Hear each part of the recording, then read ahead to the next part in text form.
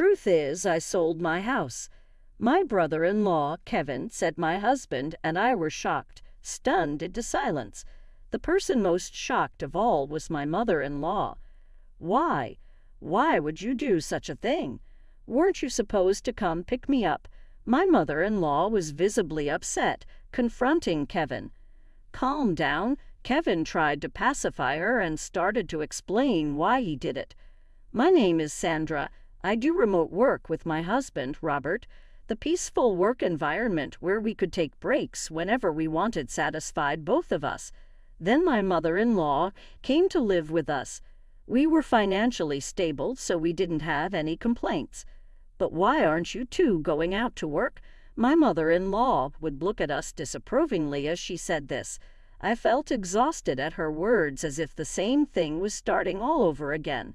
When my mother-in-law first questioned us like this, we explained that we were working remotely. But aren't you just playing around? I've told Robert the same thing. Are you listening? When will you two start working properly? Aren't you thinking about your future life? My mother-in-law refused to understand our job. Oh, I'm so worried. I wonder if I made a mistake coming to this house. I should have gone to Kevin's house. She would often sigh and say this. The Kevin she mentioned is Robert's brother. He has married a wealthy woman named Carol, who he found somewhere, and now he seems to be living off her wealth. My mother-in-law wasn't informed about this. Kevin asked us not to tell her. Kevin's house is not a small one like this. It's very large. It's like a foreign castle. Well, I'm planning to move to Kevin's house eventually, which will become my house. My mother-in-law would say this, waiting for Kevin to come get her.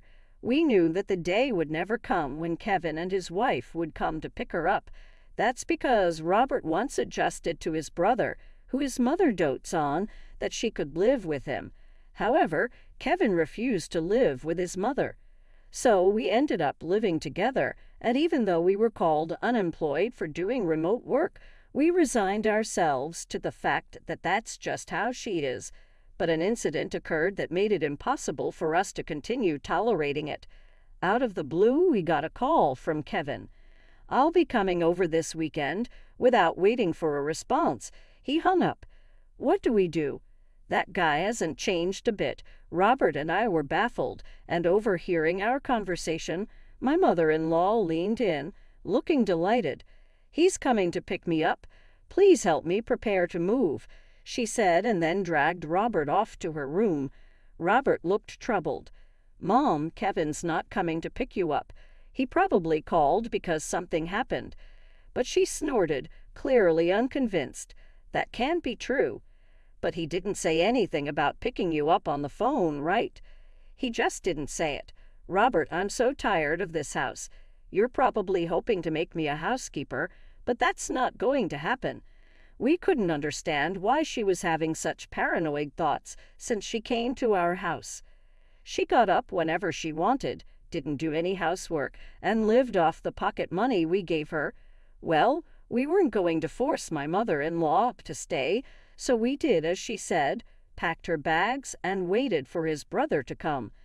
Over the weekend, my brother-in-law and his wife arrived at our place.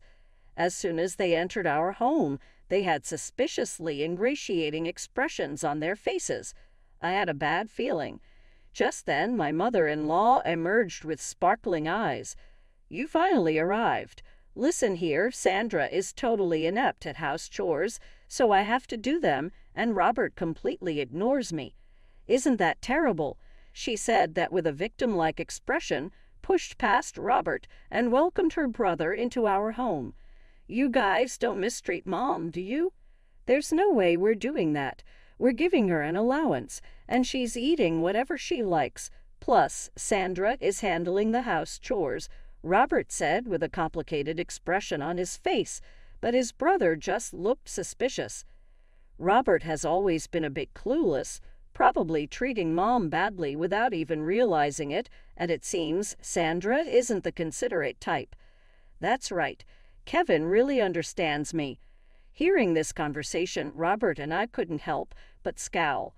Despite this, we decided to entertain our guests and led the couple to the living room. We all sat around the living room table with Robert and me on one side and the couple on the other. "Now what are you sitting around for? Serve the tea." "Huh, I thought you were going to make the tea, mother-in-law. What are you saying? Making an old woman work? You see, Kevin, Sandra is this kind of person." My mother-in-law even started fake crying. At that point, I was so stunned at her behavior that I didn't even feel like retorting. Once I had served the tea, the couple became solemn. "The truth is, we sold our house." Robert and I were surprised and shocked at Kevin's words. The one who took the biggest shock was my mother-in-law. "Why? Why would you do something like that? Didn't you come to pick me up?" she asked, flustered, confronting Kevin. He tried to calm her down, saying, "Easy, easy," and then began to explain. "We've been in debt, and though we could repay the debt by selling the house, we're broke and have nowhere to live. So we came to discuss if we could stay here." "What debt?" "I was trying to start a business, but it didn't go well." "Well, that happens, right?" Kevin unabashedly laughed while saying this. Robert and I sighed in exasperation. "We only need to stay until we find a new house. Please, we have no one else to turn to." The couple bowed their heads together. I think our expressions must have been complicated, but if they had nowhere to live, we had no choice. We agreed to let the couple temporarily stay in our house. However, we made them promise to leave within a month. Kevin said, "Got it," and still laughing, went back to prepare to move their things. After they left, my mother-in-law sat silently, looking thoughtful. Robert and I assumed she was still in shock. The next day, the couple's stuff arrived right away. "This much? Where should we put it all?" "We're in trouble. We might have to sell some of it or rent a locker," we said while discussing this and moving Kevin's things. My mother-in-law dropped a bombshell on us. "I've been thinking, won't we be more secure in the future if Kevin's here? So you freeloaders can leave, can't you?" My husband and I were taken aback by my mother-in-law's abrupt statement. "If you insist, I can tolerate Robert staying, but I don't need a wife who can't do anything. Get a divorce, then the space that Sandra is occupying can be used for all these packages." My mother-in-law made this demand eagerly, her eyes shining, and looked to my husband for agreement. "What are you talking about?" He reacted as he usually did, completely astounded. Then my brother-in-law and his wife arrived. My mother-in-law greeted them with joy. Although I was still shaken by her previous words, my husband decided to ignore them for the moment and asked his brother to deal with the packages. There were more than I thought. "Try to reduce the number. Rent a locker or sell some if you have to," my husband said. Kevin glared at him and said, "What are you talking about? These are important packages. How could I sell them? And what if someone steals them from a locker? What if they get damaged? Are you going to take responsibility, bro?" My husband shook his head at his brother's selfish behavior. "This is our house, you know. It's only natural that you should endure some inconvenience. If you don't like it, find a place to live quickly and leave." At that moment, my mother-in-law shouted, "What are you talking about? Didn't I just say if you two are not happy with Kevin and the rest, you can leave? You're basically freeloaders. You're not needed in this house. Kevin is trying to start a business, and all you two do is loaf around the house doing so-called remote work. You're a nuisance." My mother-in-law said this as if it were her own house. My husband and I looked at each other in disbelief. My brother-in-law and his wife were surprised at my mother-in-law's words, but then they started to smirk. "That might not be a bad idea." "Mom, that's a good idea." "Yeah, it's a hassle to look for a place, so we could live here. Sell this house to us, right, Carol? I feel uncomfortable with you two around, so it would be helpful if you sold this place to us. Plus, it seems like our mother-in-law is on our side. So, sell this place to us." My husband and I were dumbfounded at their words. "What nonsense are you?" my husband began, but was interrupted by my mother-in-law, who bloated, "See, both Kevin and Carol are saying the same thing.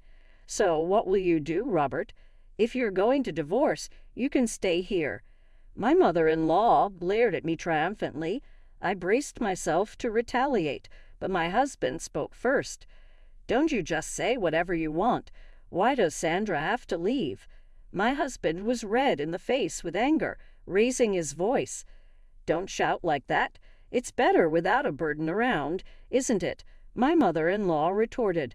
"You don't understand anything. This is Sandra's house." At my husband's words, my mother-in-law, brother-in-law, and his wife gasped. My husband started speaking up to them, adding to the tension. "This is the house that Sandra bought for our life together." What? What are you saying? Isn't it the husband's job to buy the house? There's no such rule. Moreover, Sandra covers all of Mom's allowance and living expenses. Sandra said she'd take on that burden because your pension is minimal, and it would be difficult for you to have financial freedom with just that. Robert was glaring at his mother with an intense expression. Despite this, my mother-in-law seemed to disbelieve, looking at me and snickering in disbelief. Unbelievable. Sandra just plays on the computer all day. She doesn't even do housework. Seriously, it wasn't my allowance coming out of my pension. Otherwise, there's no way Sandra could afford to give me $500 a month. Moreover, my mother-in-law continued, "Sandra is the one managing my pension, isn't she? You might have told Robert otherwise, but I'm sure you're dipping into my pension." She puffed up her chest and glared at me. I glared back, not to be outdone. "It's true. I've succeeded as a business owner." "You're lying. Divorce this lying wife already. You should live here with me, Kevin, and Carol. Besides, there's no proof that Sandra's earning money." "There is. Here it is." With that, I pulled out my paycheck and showed it to her. The sight of it left my mother-in-law, Kevin, and his wife slack-jawed. "We've not used any of Mom's pension since she moved in here. If Mom ever wanted to leave, Sandra has been managing it so she could live independently. But instead, Mom, you've been bossing Sandra around, interfering with her work. You're the problem. If you like Sandra, you should leave right now." "I don't believe any of this. We don't mind if you and Kevin temporarily stay, but some patience should be expected. We didn't want you to live here in the first place. We only agreed because you begged us," Robert said, glaring at Kevin and his wife. Kevin and his wife broke out in a cold sweat, not used to Robert raising his voice. "Just kidding. But you sure are earning a lot, huh? I wish you could teach me some business tricks, right, Carol?" "Yeah, while it's true we were worried about living with our sister-in-law, it seems like she's a good person after all." Kevin and his wife smiled at each other, but my mother-in-law was unyielding. "Don't act so high and mighty. You're just a bum. Enough, Robert. You should leave, too. You should go outside and see how harsh this world can be," my mother-in-law said with conviction, refusing to listen to anything we said. Afterward, Robert and I sighed in disbelief. Interrupting her, I said, "Well, if that's how you feel, we'll pack our things and move to a new house. You guys will be stuck with a mortgage, but if that's okay with you, don't come crying to us for help. If you insist, mother-in-law will leave, even with a pension. Maintaining your lifestyle will be challenging, but I guess that can't be helped," Robert added. At our words, my mother-in-law turned beet red and yelled at us to get out. "Wait, you can't be serious. We don't have to do that, do we?" Yes. If you two are here, we're safe." Kevin and his wife tried to stop us, but my mother-in-law gave us a fierce look and said, "Don't you dare talk back, Kevin. You're going to be a CEO, aren't you? I don't mind you using my pension, so just start a company and show us how successful you can become. I'll show you what happens when you defy us." My mother-in-law's words were intense. Hearing this, we decided it was best not to get involved with her or Kevin's family anymore and left the house. Of course, the mortgage on the house remained, but we changed the ownership to Kevin's name. Some time had passed since then. While there was some residual dissatisfaction from that incident, having been freed from my mother-in-law's sarcasm, we have resumed our normal routine. Just when we were working from home in our new apartment as usual, my mother-in-law called my husband, crying, "Kevin has taken my pension and disappeared. He hasn't come back in a week. Carol and I are left alone in the house, and we're in trouble.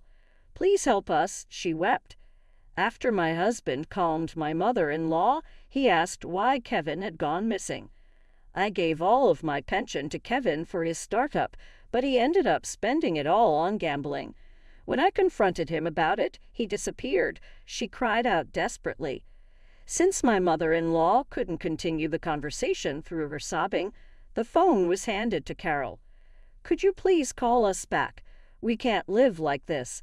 Ever since Kevin failed his startup and sold the house we were living in, our parents have disowned us. My dad won't forgive us for selling that house. We haven't been able to reach either our dad or mom since," Carol pleaded with my husband. At the sight of them, my husband muttered, "I knew it," in a disgusted tone. "That's unfortunate, but don't involve us. We warned you when we left, didn't we? Even if you come crying to us, we won't help you. You can report Kevin as missing to the police. It's none of our business," my husband said firmly, then hung up. I was shocked, but my husband said they got what they deserved, and I agreed. After that, they called my husband's cell phone many times. When my husband finally answered the phone, Carol would cry about not knowing how to report Kevin as missing. We were surprised she didn't know and gave her advice to call the police. However, they still couldn't find Kevin. Just when we thought they might not find him, we heard that Kevin had been arrested for bank robbery in another state. Apparently, he did it to repay his debt. It seems it wasn't his first offense, and he would likely face actual jail time. Carol can't go back to her parents' home and is still living with my mother-in-law in that house. It's uncertain whether or not she will divorce Kevin. That's probably the least of her concerns right now. She registered with a temp agency and is struggling with her first job ever, but she's somehow making ends meet.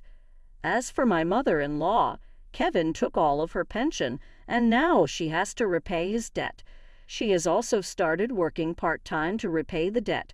My husband and I expressed sympathy for my mother-in-law and sister-in-law's family, but we have made it clear that we have no intention of helping them, and we have cut off all communication. They must be tasting the harsh realities of life that my mother-in-law always talked about. Despite the changes since my mother-in-law moved in with us, my husband and I are glad that we have returned to our peaceful days.